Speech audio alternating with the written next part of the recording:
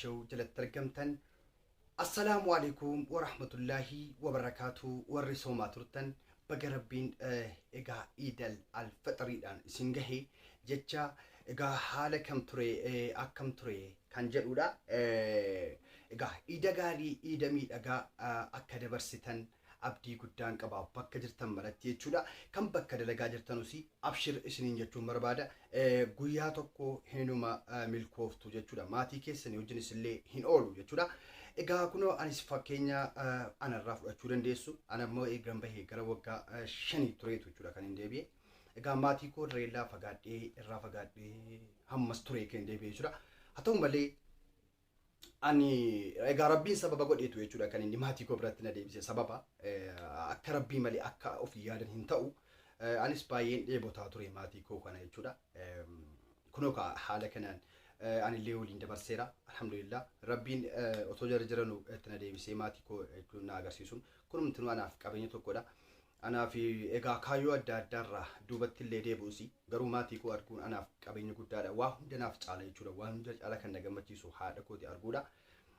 Otoo hamaan mataa sitti hin dhufin yookiin egaa duutiin oolu xiqqoo wanta akkanaa osoo isheen mul'atin anas hin mul'atin wal arguu keenya jechuudha. Baay'ee kan na gammachiise. Egaa iida kana sababeeffachuudhaan egaa kunoo haala kanaan jechuudha kan nuti waliin bishik jedhaa turre jechuudha. Gammachuu keessa turre maatii jaalalaatii nuti. Qabeenya abbaa makiinaa abbaa maalii ta'uu baanusi jaalalli keenya qabeenya caala haala miidhagaadha jechuudha. Baay'ee wal kabajna, baay'ee wal jaallanna. Egaa abbaan keenya akka du'e ijoollummaan duraa du'e rabbii rahmataa godhuufi haa ta'u malee haati keenya ni jirti alhamdulillah. Isheedhuma wajjin kunoo bakka lamaayyuu nuuf buute jechuudha. Bakka abbaas bakka haadhaas nu buute. Akkasitti kunoo egaa obboleessi keessanii jechuudha. Akkuma asirratti argitanu namni baay'ee na gaafata obboleettii keetii jedhu kuni maal keetii namni waan kana gaafii kana jira. Obboleessa fayin qabdu waan akkasii fayyada jechuudha. Egaa jarri kuni akkuma kunoo suuraa kanarratti argitan jechuudha.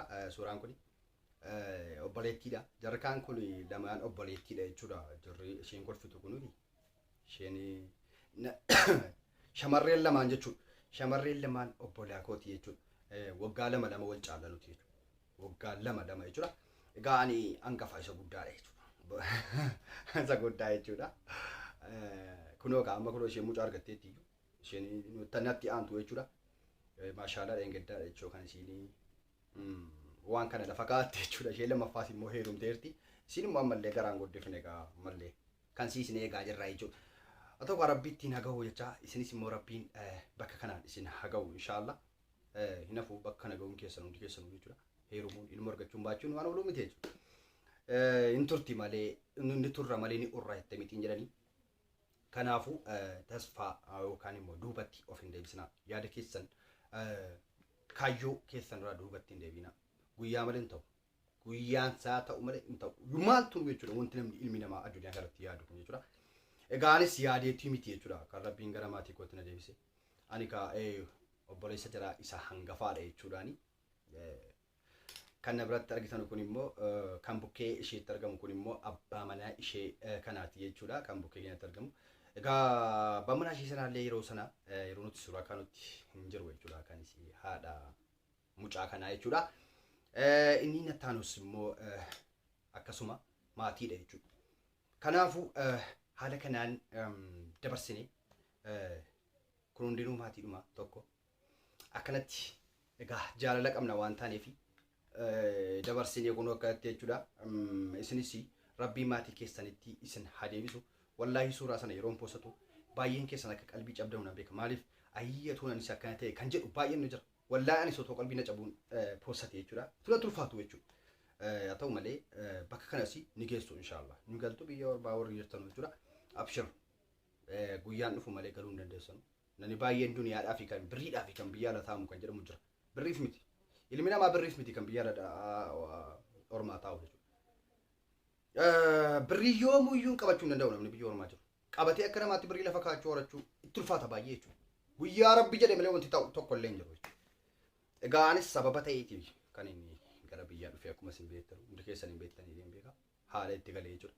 Waa'ee yaaduu waa'ee nangalaa yaadee illee hin beeku sababa rabbiin godheetuyyuu egaa kunoo kanatti maatii keenya wajjin kabbishee jedhaa turre jechuudha.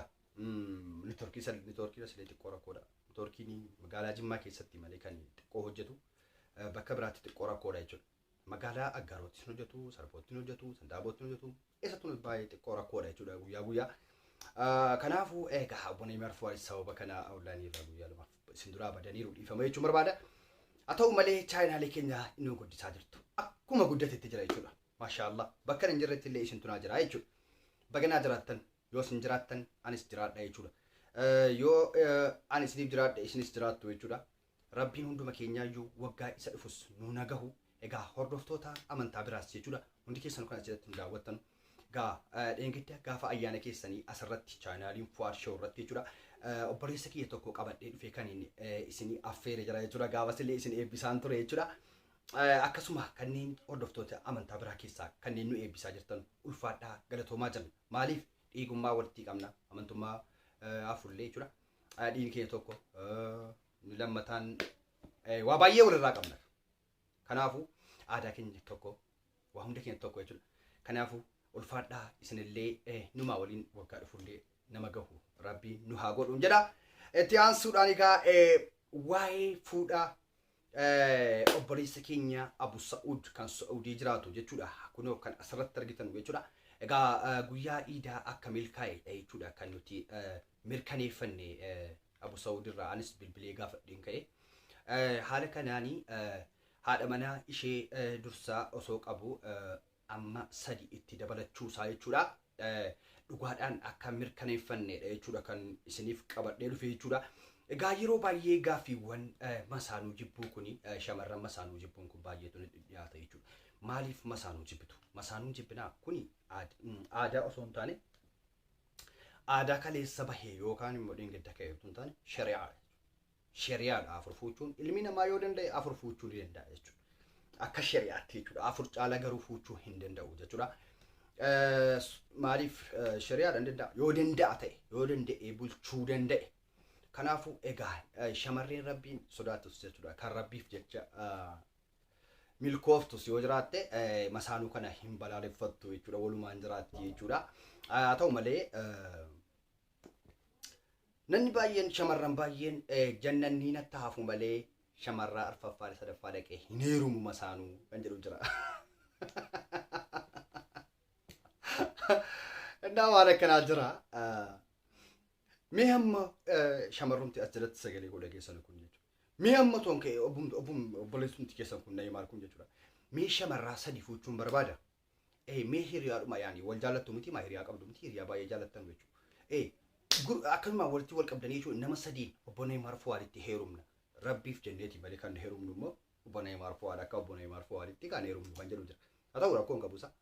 Egaa qabeenyas hin barbaaddi dubbitti. Egaa mee sadi ta'ati afur ta'ati fa'i. Akka isinuun beektanii jechuudha kana dubbattuun barbaadu. Egaa Abu Sa'ud kaa kun Saudi Arabiyaa magaalaa Makkaa keessatti jechuudha kan inni fuudha isaa mirkaneeffate jechuudha. Maashaallah baga rabbiin ittiin si gahe jechuu barbaanna. Egaa shurrubbeenis afuran guuttadha waan jedhus koollatti godhee ture. Afur fuuchuufanii maal jettaa yaa Neeymaar jedhee gaafatee ture. Egaa ispoortii sanaan shamarran kana immoo dhiqoo ilkaan irraa fixaadhee waan shakku wayin qaba waan ta'eefan dhiisee sodaadhee deebiillee hin kennineefi waan kana naman siitu jechuudha. Maa ispoortii isaa argatanii jechuudha kunoo asirratti. Egaa ulfaadha waa'ee Abu Sa'ud irratti baay'een keessan hinaaffaan baay'ee jira.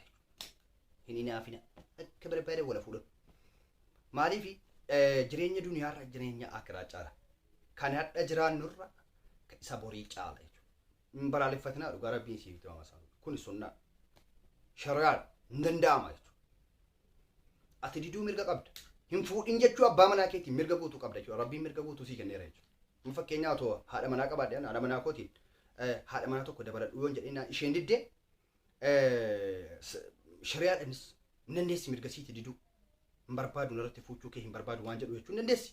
Kanaafuu kun walii galteedhaan yoo jaalalaan ta'eedha jechuudha kan shari'aan illee eeyyamu jechuudha. Malee isheedhaan iddoo giddiidhaan irratti fuudhi kan jedhu hin jiru jechuudha. Wanta kana yeroo baay'ee hordoftoonni amantaa biraa maaliif shari'aan keessan waan akkanaa giddii taasisan lakkii wanta akkanaa giddiin qabu yoo isheen eeyyamte shari'aadha waan ta'eef yoo isheen jaalalaan fuudhi jettee eeyyamteef malee shari'aan hin eeyyamu jechuudha waan kana. Jechuun giddiidhaan irratti fuudhuu hin danda'u gonkumaa jechuudha. Yoo isheen amantee fi isheen afootillaa garaa qulqulluudhaan fuudhi jettee qofaa jechuudha. Kan wanti kun uumamuu danda'u jechuudha. Haa ta'u malee waan akkasii hin balaaleffatinaa jechuuf kan jedhe ijoollee koo jireenya borii caalaa jiran. Wallaahi jireenya borii rabbiin egaa jireenya dhuma hin qabne rabbiin isin jiraachifatu caala jechuudha. Egaa waan akkanaan balaaleffatinaa kan tokko osoo hin fuudhin jiraatarus jira jechuudha.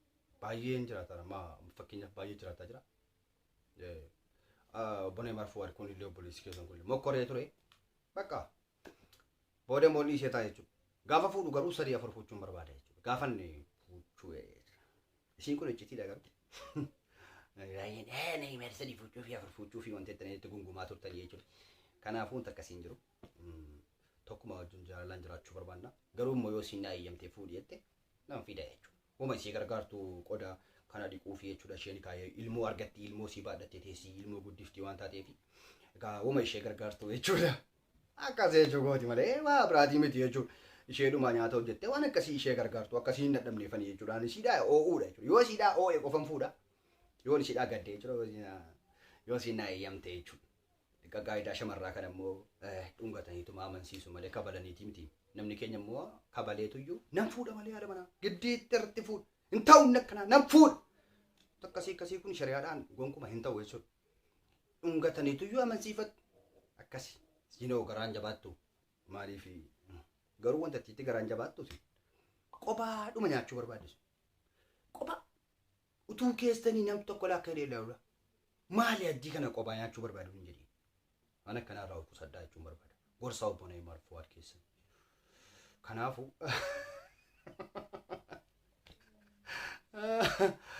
laayina iyyuu nan kolfe haa ta'u malee yeroo baay'ee koomantii jalatti nan arga. Yeroo baay'ee shamarran balaaleffatanu kana nan arga jechuudha. Egaa nikaa ijoollee koo umrii naa dheeradhaa yoo jiraanne waa baay'ee arginas waa baay'ees ni dhuguunfannas waan soba haallee jechuudha.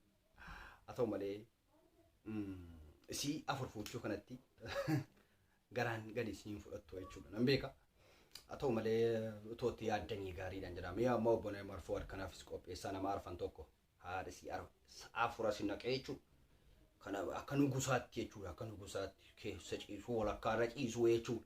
Maa kana cala jannani jira. Jannani kana caalu hin jiru. Yaa jedhan. Wallahi bakka kanatti immoo shari'aan sirrii nu godheedha. Egaa seera baay'ee qaba. Zimmeetuma fuuchuu miti wantichi garuu seera baay'ee qaba. Wal caalsisuu dhiisuudha. Tokko jaalatee tokko jibbuu dhiisuudha. Waa hunda jira ammoo darbaasuu danda'uudha. Waa tokko egaa shari'aan waa baay'eedha jechuudha. Wanti inni qabatu haadha manaa kana lama guuttachuun sadi guuttachuun zimmeetuma guuttachuu miti. Seera baay'ee cimaa ta'e qaba jechuudha. Haa ta'u malee qaldiin qaldiidhaa jedhee namtichi kan warra korraa jedheen. Haa ta'u egaa mee dubbii isinitti hin dheeressu wanillee dheeressu share nu gochuudhaan like nu gochuudhaan baay'een keessan baay'ee dhugaa rabbii wallaahi laazim keessatti shamarroonni jechuudha. Nan argamu nama asirratti na hordofu baay'een jira keessa caalmaadhaan kan na hordofanu shamarraadha jechuudha. Maaliif asirratti YouTube kiyya na agarsiisa jechuudha. Baay'een keessan immoo biyyi na hordoftanu jechuudha. Biyyi tokkoffaa irratti rikerdii cabsee kan na hordofu ijoollee Dubaay jechuudha. Waan ajaa'ibaati jechuudha. Lammaffaan Saudi Arabiyaadha jechuudha. Sadaffaan immoo gara Beirut kana waan akkasiiti jechuudha. Hanga sadii ilaaleera. Dhiiraa fi durba keessaa immoo kan na hordofu shamarranitti caalu jechuudha. Naaf jiraadhaa obboleeyyan koo. Wallahi baay'een isin kabaja baay'een silas bakki isin hin jirre giidoon qabdu kuftuu dadhabduudha dukkana jechuudha. Bakka isin jirtanu malee wanti mi'aawu tokko illee hin jiru jechuudha. Nuuf jiraadhaa obbolaa keenya. Nuti isinuma wajjin taphannee dabarsuun nu gahaa jechuudha. Egaa waa baay'ee irrattu gargaarsa irratti wallahi waan ajaa'ibaati jechuudha. Rabbumatu garaa isin laaffise. Rabbumatu iyyuu inaafummaa kana baay'ee isinitti hin kenne jechuudha. Maaliif obboleettii koorraa kaaseeti jechuudha kan hin dubbachuu barbaadu yookiin haadha koorraa kaasee hin dubbadhaani. Fakkeenya jechuudha. Waan baay'ee nama ajaa'ibu dhiironni baay'een kun inaafaan qabnaa dhiiraa kun garuu gara laafeetti shamarraadhuma wallahi. Kan guddina namaa takka bakka jiroomti wallahi ani yeroon rakkoon dargee ture sanatti kan jechuudha akka aaliin isaanii du'eetti boohaanaa walantu turan jechuudha waan ajaa'ibaati jechuudha wallaahi laas egaa kunoo shamarraa keessa nama kanaaf eeqamna jechuudha kanaafuu nu jiraadhaa ijoollee koo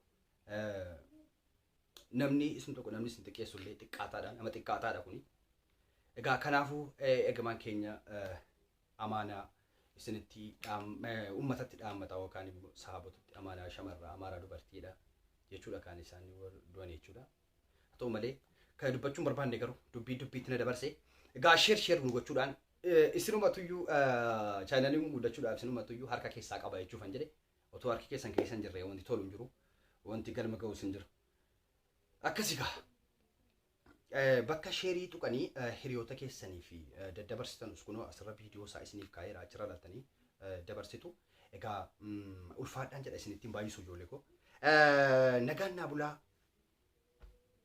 hirriba gaarii janaarraa bilisa ta'aatii fata jedhaatii taphadhaa rafa baay baay